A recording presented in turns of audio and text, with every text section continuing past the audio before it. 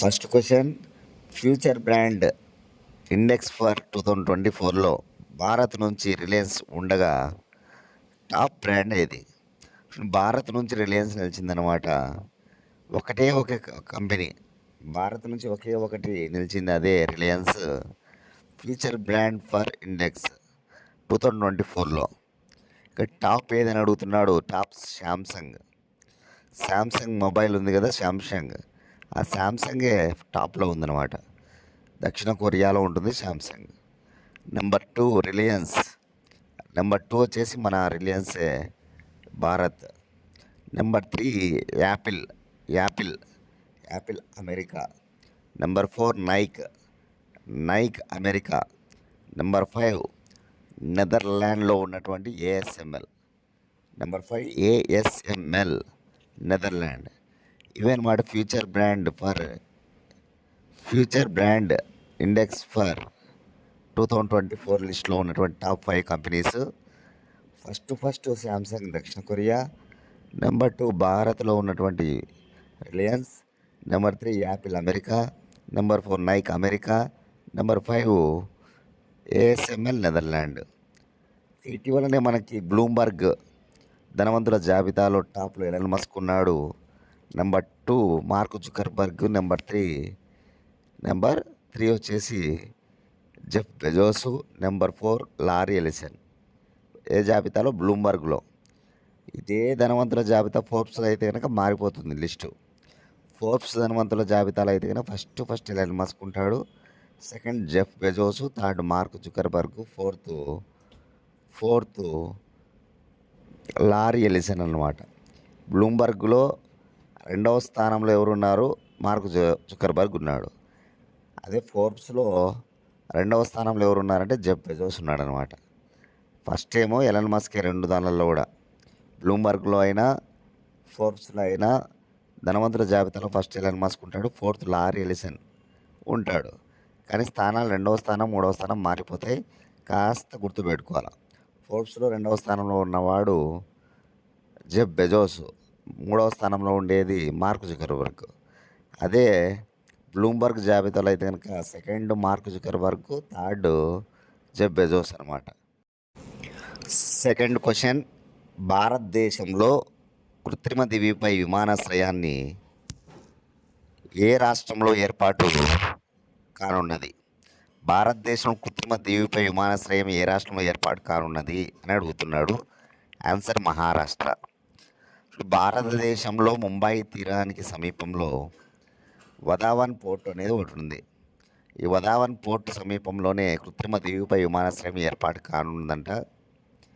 దీనికి సంబంధించి ఇప్పటికే కేంద్ర పర్యావరణ శాఖ, కేంద్ర రక్షణ శాఖ, అదేవిధంగా మహారాష్ట్ర ప్రభుత్వం అనుమతులు మంజూరు చేసిందంట.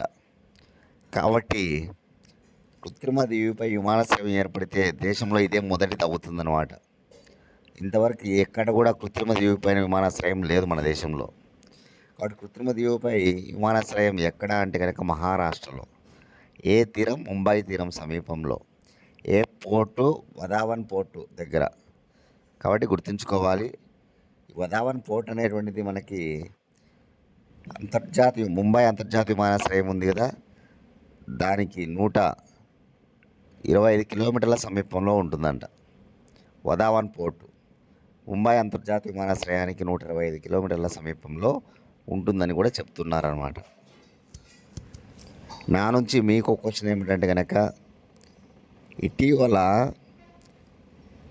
సీనియర్ సిటిజన్ల కోసం వారికి పర్యాటకంగా ఒక ట్రైన్ను ఏ దేశంలో ప్రారంభిస్తున్నారు? ఆ ట్రైన్ పేరేమిటి? కామెంట్ బాక్స్లో మీ సమాధానాన్ని తెలియజేయండి. ఎవరి కోసం? సీనియర్ సిటిజన్స్, వృద్ధుల కోసం ఒక ప్రత్యేకించి పర్యాటక రైలు అనమాట. ఏ దేశంలో? దాని పేరేమిటి? ఆ ట్రైన్ పేరు కామెంట్ బాక్స్లో మీ సమాధానాన్ని తెలియజేయండి.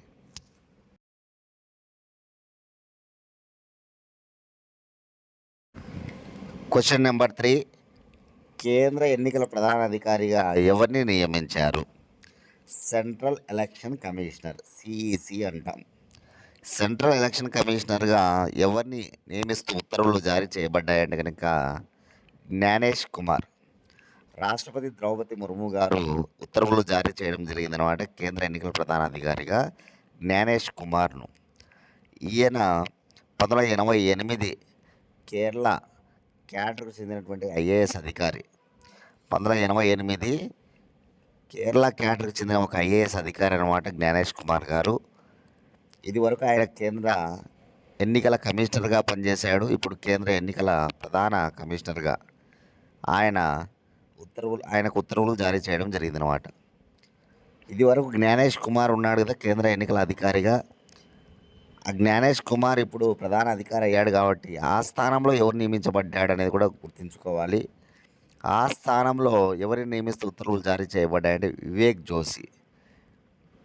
జోషి. మన భారతదేశానికి సంబంధించిన ఎన్నికల సంఘంలో త్రిసభ్య ఎన్నికల సంఘం ఉంది. ముగ్గురు సభ్యులతో కూడిన ఎలక్షన్ కమిషన్. ఒకరు వచ్చేసి సెంట్రల్ ఎలక్షన్ కమిషనర్ అయితే మిగతా ఇద్దరు ఎలక్షన్ కమిషనర్లు ఉంటారనమాట. ఇప్పుడు సెంట్రల్ ఎలక్షన్ కమిషనర్ ఎవరు మనకి జ్ఞానేష్ కుమార్. మిగతా ఇద్దరు ఎలక్షన్ కమిషనర్ల పేర్లు నోట్ చేసుకోవాలి మీరు. ఒకరు వివేక్ జోషి, రెండు సుఖ్విందర్ సింగ్ సంధు. వివేక్ జోషి, సుఖ్విందర్ సింగ్ సంధు వీళ్ళిద్దరూ ఎలక్షన్ కమిషనర్స్ అన్నమాట. సెంట్రల్ ఎలక్షన్ ప్రధాన అధికారి మాత్రం ఎవరంటే మాత్రం ఇప్పుడు జ్ఞానేష్ కుమార్. సరే, ఎలక్షన్ కమిషన్ ఎప్పుడు ఏర్పడింది? 1950 జనవరి 25 ఏర్పడింది. 2010 జనవరి 25కు 60 ఏళ్ళు పూర్తయిన సందర్భంగా జనవరి 25ను ప్రతి ఏటా ఓటర్ల దినోత్సవంగా నిర్వహిస్తారు. ఎలక్షన్ కమిషన్ కార్యాలయం పేరు నిర్వాచన్ సదన్. ఎలక్షన్ కమిషన్ ప్రధాన కార్యాలయం న్యూఢిల్లీలో ఉంది. ఎలక్షన్ కమిషన్లో పనిచేసేటువంటి అధికారులు, ప్రధాన ఎన్నికల అధికారి కావచ్చు, మిగతా ఎన్నికల అధికారులు, వారి పదవీ కాలం 6 సంవత్సరాలు. ఆర్టికల్ 324 ప్రకారం రాష్ట్రపతి వీరిని నియమిస్తుందన్నమాట. మొదటి ఎన్నికల ప్రధానాధికారి సుకుమార్ సేన్. ఎక్కువ కాలం ఎన్నికల ప్రధానాధికారిగా పనిచేసింది కేవీకే సుందరం. తక్కువ కాలం ఎన్నికల ప్రధానాధికారిగా పనిచేసింది నాగేంద్ర సింగ్. ఆంధ్రప్రదేశ్ నుంచి మొట్టమొదటిసారిగా ఎన్నికల ప్రధానాధికారి అయింది పెరీ శాస్త్రి. మొట్టమొదటి మహిళా ఎన్నికల ప్రధానాధికారి విఎస్ రమాదేవి. ప్రస్తుతం ఎన్నికల ప్రధానాధికారి జ్ఞానేష్ కుమార్. 26వ వ్యక్తి. 25 రాజీవ్ కుమార్. 25 ఎవరు? రాజీవ్ కుమార్. రామన్ మెగసెస్ అవార్డు పొందిన ఎన్నికల ప్రధానాధికారులు ఇద్దరు. ఒకరు టిఎన్ శేషను, 2 జయం లింగ్డో. భారతదేశంలో ఓటర్ గుర్తింపు కార్డులను జారీ చేసింది టిఎన్ శేషన్. ఈశాన్య రాష్ట్రాల నుంచి మొదటి ఎన్నికల ప్రధానాధికారి జేఎం లింగ్డో.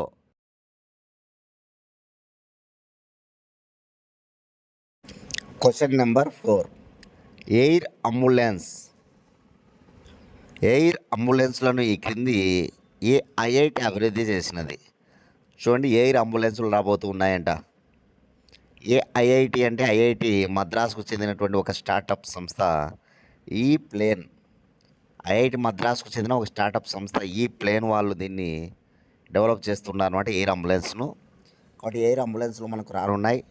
దీనికోసం ఏకంగా 8,684 కోట్ల రూపాయల ఒప్పందం జరిగింది 2 సంస్థల మధ్య. ఐసిఏటిటి అనేటువంటి ఒక అంబులెన్స్ సంస్థ మరియు ఐఐటి మద్రాసు చెందిన మధ్య జరిగిన ఒప్పందం 8,684 కోట్ల రూపాయల ఒప్పందం. 8,684 కోట్ల రూపాయల ఒప్పందం అనమాట. అక్కడ ఏకంగా 788 ఎయిర్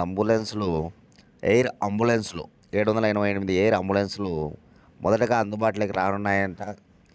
దేశంలో ప్రతి జిల్లాలో ఒకటి ఉండే విధంగా చేయబోతూ ఉన్నారంట. దేశంలో ప్రతి జిల్లాలో ప్రజెంట్ ఒకటి ఉండేలా ప్లాన్ చేస్తున్నారన్నమాట ఎయిర్ అంబులెన్స్లను. గంటకు 200 కిలోమీటర్ల వేగంతో పోతుందంట. ఒకసారి ఛార్జ్ చేస్తే 200 కిలోమీటర్లు వస్తుందంట. గంటకు 200 కిలోమీటర్ల వేగంతో పోతుందంట ఈ ఎయిర్ అంబులెన్సు. అదేవిధంగా ఒకసారి ఛార్జ్ చేస్తే కనుక ఏకంగా 200 కిలోమీటర్లు దూరం ప్రయాణిస్తుందన్నమాట. ఎయిర్ అంబులెన్స్లు చాలా ఇంపార్టెంట్, గుర్తుపెట్టుకోవాలి. ఏ ఐఐటి అంటే ఐఐటి మద్రాసు చెందిన ఒక సంస్థ, స్టార్టప్ సంస్థ ఈ ప్లేన్. ఐటీ సరే ఐసీఏటిటి అనేటువంటి సంస్థతో ఒప్పందం అనమాట. 8,684 కోట్ల రూపాయల ఒప్పందం. 8,684 కోట్ల రూపాయల ఒప్పందం. 788 అంబులెన్స్లు రానున్నాయి. ప్రతి జిల్లాలో ఒకటి ఉండే విధంగా ప్లాన్ చేస్తున్నారు. గంటకు 200 కిలోమీటర్ల వేగం. ఒకసారి చార్జ్ చేస్తే 200 కిలోమీటర్ల వరకు వస్తుందంట. చాలా ఇంపార్టెంట్. నా నుంచి మీకు క్వశ్చన్ ఏమిటంటే కనుక ఇటీవల ఎలక్షన్ కమిషను అట్లాస్ 2024 పేరుతో 100 ఓట్లు అత్యధికంగా ఏ రాష్ట్రంలో వచ్చాయి అనేది మనకు వెల్లడించారు. నా నుంచి మీకు క్వశ్చన్ ఏంటంటే 100 ఓట్లు అత్యధికంగా ఏ రాష్ట్రం, అదే 100 ఓట్ల శాతం ఎక్కడ తక్కువ, ఏ రాష్ట్రంలో ఎక్కువ, ఏ రాష్ట్రంలో తక్కువ? కామెంట్ బాక్స్లో మీ సమాధానం తెలియజేయండి, చూద్దాం. Question number 5. షీల్డ్ 2025 పేరుతో సదస్సు ఏ నగరంలో నిర్వహించబడినది?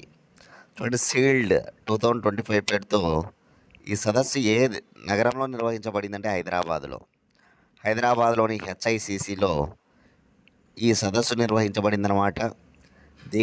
దేనికోసం ఈ సదస్సు జరిగింది అంటే కనుక సైబర్ నేరాలు ఉంటాయి కదా, సైబర్ క్రైమ్, సైబర్ నేరాల సమస్యలకు పరిష్కారాన్ని కనుగొనడమే లక్ష్యంగా ఈ షీల్డ్ 2025 అనే సదస్సు జరిగింది. తెలంగాణ సైబర్ సెక్యూరిటీ బ్యూరో వాళ్ళు ఈ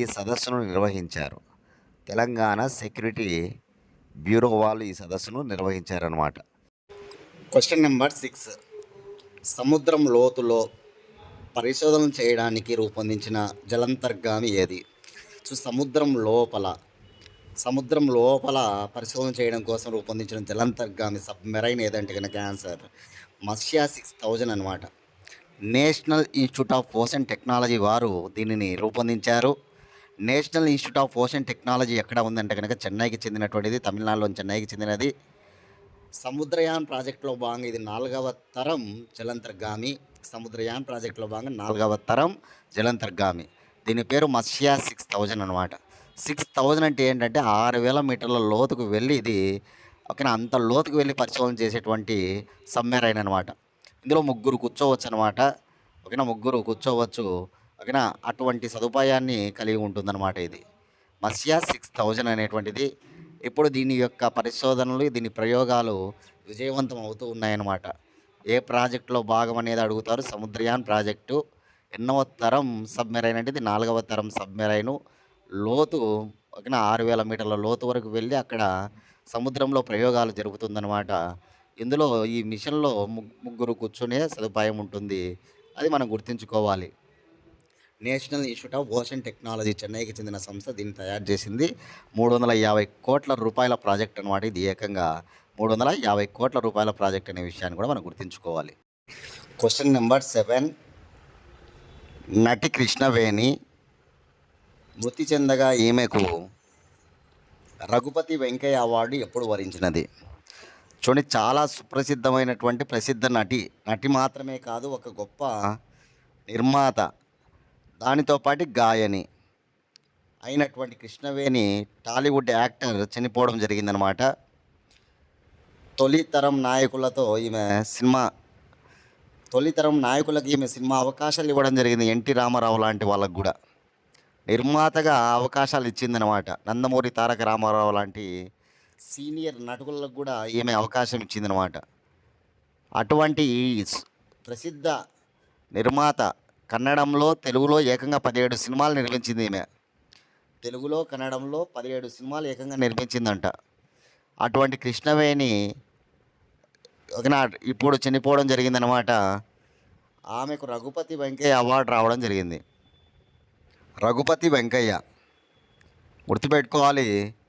ఆంధ్రప్రదేశ్లో సినిమా రంగంలో ఇచ్చే అత్యున్నత పురస్కారం రఘుపతి వెంకయ్య అవార్డు అనమాట. సినిమా రంగంలో అత్యున్నత పురస్కారం ఆంధ్రాలో రఘుపతి వెంకయ్య పురస్కారం. 2004లో ఈమెకు వరించిందనమాట. కృష్ణవేణి గారికి 2004లో ఈ రఘుపతి వెంకయ్య అవార్డు కూడా వచ్చిందని మనకు వార్త రావడం జరిగింది.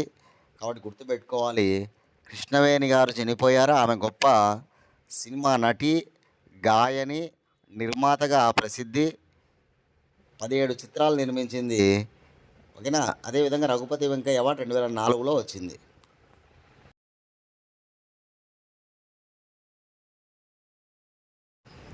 Question number 8.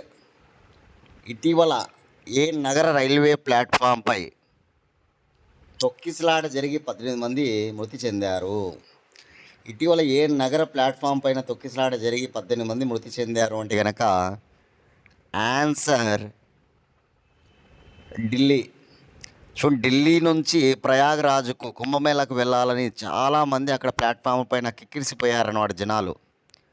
ముఖ్యంగా 14, 15 అనేటువంటి ప్లాట్ఫామ్ల పైన ఈ ప్రయాగ్రాజ్కు వెళ్ళేటువంటి ట్రైన్ కోసం వేచి చూస్తూ ఉన్నారన్నమాట ప్రయాణికులంతా. 14 ప్లాట్ఫామ్, 15 ప్లాట్ఫామ్ అనమాట. ఈ క్రమంలో ఆ రైల్వే స్టేషన్ 12వ ప్లాట్ఫామ్ పైకి ప్రయాగ్రాజ్ ట్రైన్ వస్తుందని చెప్పడం వల్ల అందరూ 14వ ప్లాట్ఫామ్ పైన ఉన్నవాళ్ళు, 15వ ప్లాట్ఫామ్ పైన ఉన్న వాళ్ళందరూ కూడా 12వ ప్లాట్ఫామ్కు పరుగులు తీశారనమాట. యాక్చువల్గా ప్రయాగ్రాజ్ అనేటువంటివి మనకు 2 ట్రైన్స్ ఉన్నాయంట. ఆ సమయంలోనే వీరు వారి ట్రైనే అనుకొని 12వ ప్లాట్ఫామ్ పైకి వెళ్ళిపోయారనమాట. 12వ ప్లాట్ఫామ్ పైకి వెళ్ళిపోయారనమాట. అలా ఆల్రెడీ 12వ ప్లాట్ఫామ్ పైన చాలామంది జనాలు ఉన్నారు. ఇక ఏకంగా 14, 15 ప్లాట్ఫామ్ పైన ఉన్నటువంటి జనాలు ఒక్కసారిగా అందరూ పరుగులు తీసి అక్కడికి వెళ్ళడం వల్ల ఆ ఒక ప్లాట్ఫామ్ పైన ఇంతమంది పట్టకపోవడము, అక్కడ తొక్కిసలాట జరగడం, ఏకంగా 18 మంది ప్రాణాలు పోవడం జరిగిందనమాట. ఇది చాలా ఇటీవల జరిగిన దుర్ఘటనలో ఇది కూడా ఒకటి. ఇటీవలనే మనందరికీ తెలుసు, ప్రయాగ్రాజ్లో కుంభమేళలో 30 మంది చనిపోయారు తొక్కిసలాట జరిగి. దానిపైన వేసినటువంటి కమిటీ ఏది? కామెంట్ బాక్స్లో మీ సమాధానాన్ని తెలియజేయండి. ఇటీవల 30 మంది చనిపోయారు, దానిపైన ఒక కమిటీ వేసింది గవర్నమెంట్. అది ఏంటి అనేది మీరు కామెంట్ బాక్స్లో మీ సమాధానాన్ని తెలియజేయండి. ఇప్పుడు ఏకంగా 18 మంది చనిపోయారనమాట. ఏకంగా 11 మంది మహిళలు, 4 చిన్నారులు ఉన్నారు. ఈ 18 మందిలో 11 మంది మహిళలు, 4 చిన్నారులు ఉన్నారు. రైల్వే శాఖ 10 లక్షల ఎక్స్‌గ్రేషియో, ఒక్కొక్కరికి చనిపోయిన వారికి 10 లక్షల ఎక్స్‌గ్రేషియో ప్రకటించింది రైల్వే శాఖ. ఓకేనా. కాబట్టి రైల్వే శాఖ మంత్రి అశ్విని వైష్ణవ్ని అందరూ కూడా అంటున్నారనమాట, రాజీనామా చేయాల్సిందే అని చెప్పేసి కూడా డిమాండ్ చేస్తూ ఉన్నారన్నమాట ఈ దుర్ఘటన జరిగినందుకు, రైల్వే శాఖ మంత్రి అశ్విని వైష్ణవ్ను. కాబట్టి గుర్తుంచుకోవాలి, ఈ దుర్ఘటన ఎక్కడ జరిగిందంటే ఢిల్లీలో రైల్వే స్టేషన్లో జరిగిందనమాట. ఓకేనా. చాలా చాలా ఇంపార్టెంట్.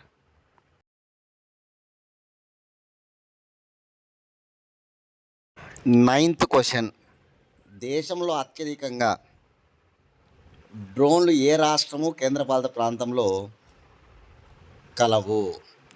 అత్యధికంగా ఎక్కడ ఉన్నాయి డ్రోన్లు మన భారతదేశం అంటే కనుక ఢిల్లీ. ఇక్కడ పార్లమెంటులో ఇచ్చిన సమాధానం అన్నమాట ఇది. పార్లమెంట్లో కేంద్ర పౌర విమానయాన మంత్రిత్వ శాఖ, పౌర విమానయాన మంత్రి రామ్మోహన్ నాయుడు తెలిపిన వివరాల మేరకు పార్లమెంట్లో ఏంటి అంటే కనుక దేశం మొత్తం మీద 29,501 డ్రోన్లు నమోదయ్యాయంట ఇప్పటి వరకు. 29,501 డ్రోన్లు అన్నమాట. ఇందులో ఎక్కువగా ఢిల్లీ 4,882 డ్రోన్లు ఢిల్లీ తర్వాత 2 తమిళనాడు 4,588 డ్రోన్లు, తమిళనాడు 4,588. తమిళనాడు తర్వాత 3 మహారాష్ట్ర 4,132 డ్రోన్లు, 4,132 డ్రోన్లు అన్నమాట. అట్లా దేశం మొత్తం మీద 29,501 డ్రోన్లు అనమాట. 29,501 డ్రోన్లు గుర్తుపెట్టుకోవాలి ఈ డేటా.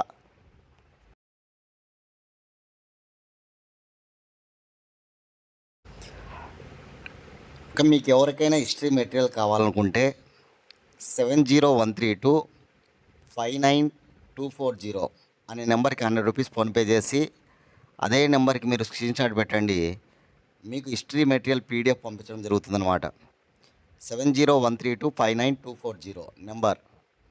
హిస్టరీ మెటీరియల్ కోసం మీరు 100 రూపీస్ ఫోన్పే చేసి స్క్రీన్ షాట్ పెట్టండి, మీకు పంపిస్తారు. మీరు జిరాక్స్ తీసుకొని నీట్గా చదువుకోవచ్చు. ఒక లాస్ట్ క్వశ్చన్ చూద్దాం ఈరోజు.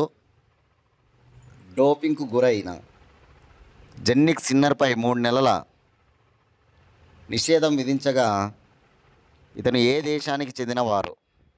ఏ దేశానికి చెందిన ప్లేయర్ ఇతను అంటే కనుక ఆన్సర్ ఇటలీ. చాలా ఫేమస్ ప్లేయర్ అనమాట ఇటీవల జన్నిక్ సిన్నర్. ఇతను డోపింగ్కు గురై ఆ డోపింగ్లో ఇతను ఆ మాదక అవి ఉంటాయి కదా మనకి డ్రగ్స్, అవి వాడినటువంటి కారణం చేత అతను ఇప్పుడు నిషేధానికి గురయ్యాడనమాట. డోపింగ్కు గురయ్యాడు, అది తేలింది. ఇప్పుడు అతనిపైన 3 నెలల నిషేధం విధించారు. 3 నెలల నిషేధం విధించారనమాట. ఎవరిపైన? జెన్నిక్ సిన్నర్ పైన. ఇతను ఇటలీ దేశస్థుడు. ఇటీవలనే మనందరికీ తెలుసు ఆస్ట్రేలియన్ ఓపెన్ కంప్లీట్ అయింది. గ్రాండ్ స్లామ్లో టెన్నిస్లో ఆస్ట్రేలియన్ ఓపెన్ కంప్లీట్ అయింది. అందులో విన్నర్ కూడా ఇతను జెన్నిక్ సిన్నర్, ఇటలీ దేశస్థుడు. కాబట్టి గుర్తుపెట్టుకోవాలి, 3 నెలల నిషేధం ఇటీవల ఎవరిపైన అంటే జెన్నిక్ సిన్నర్ పైన. ఇతను ఏ దేశం అంటే ఇటలీ. ఇతను ఇటీవల ఏ టైటిల్ సాధించాడంటే Australian open men single winner.